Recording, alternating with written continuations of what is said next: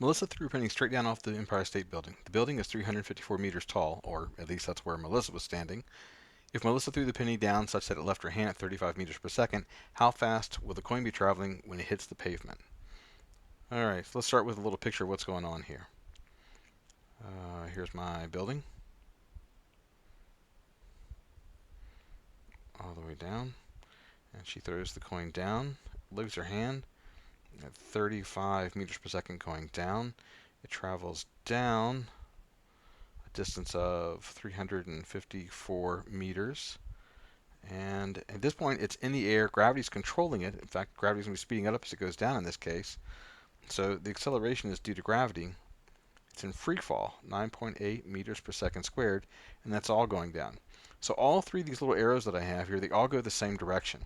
In kinematics, that's what the plus and minus signs mean. Whenever something is negative, it means the opposite direction of.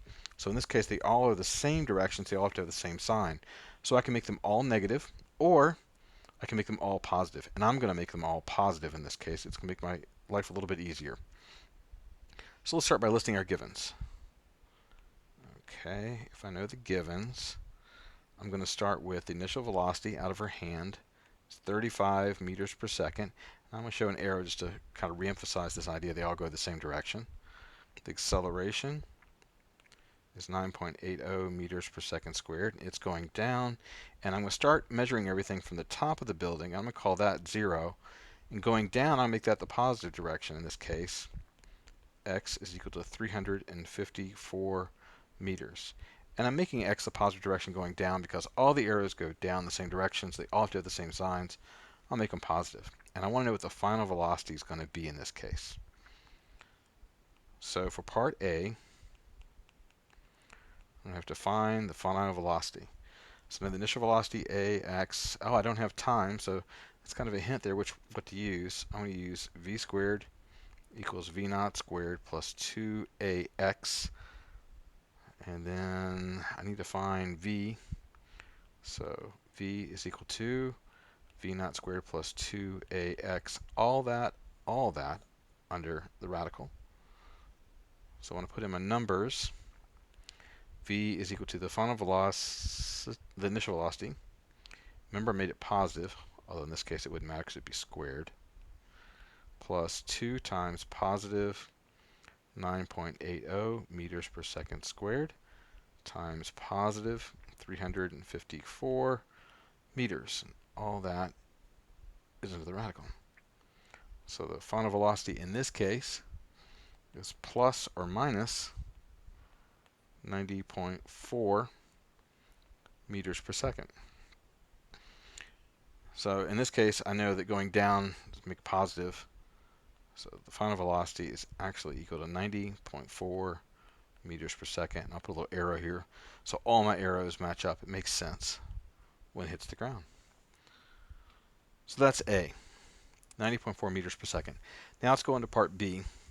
So let's erase all this. I'm just going to erase everything. I don't want to erase everything. Okay. Let's try this.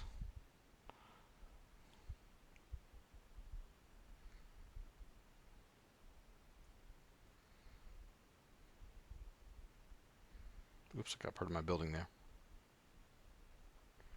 Okay, on to part B. Part B. How long will the coin be in the air? So that's a colloquial way of just asking for the time. So in this case, I'm going to find the time. All right, I got V naught AX, and I'm looking for T.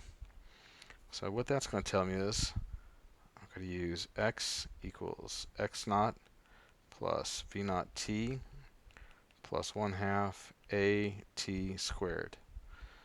So that's going to be 354 meters is equal to 0 plus V naught, which is going to be 35 meters per second times the time, plus 1/2 9.8 meters per second squared times time squared. Kind of ran out of room there. All right, to kind of show you what goes on, I'm going to suppress the unit since we're in the SI unit system.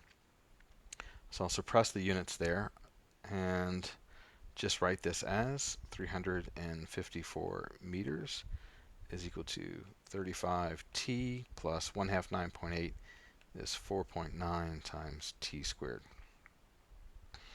So this is quadratic, but because of the t squared, I can use the quadratic formula to solve it. I can use any other ways to solve it. I can use Google to solve it. I can use the website Wolfram Alpha to solve it. If I have an online calculator that can solve the quadratic equation, that's fine. Or you can use an app in your program, your graphing calculator if you have one. You can use that as well. So typically what you do is you set everything equal to 0, and that would be 4.9 times t squared plus 35t minus 354. And 4.9 is the a in the quadratic formula, b is 35, and c is negative 354. And then you put it in the quadratic formula or anything else you can find to be able to solve this. That's one thing you got to get good at. And then when you do that, you get 2 times. You get the times equal to 5.54 seconds, or the time is equal to 12.7 seconds, or sorry, negative 12.7 seconds. Well, we cannot have a negative time, so that's not going to be the answer. That means it's got to be the positive answer. It takes 5.54 seconds to hit the ground. Its system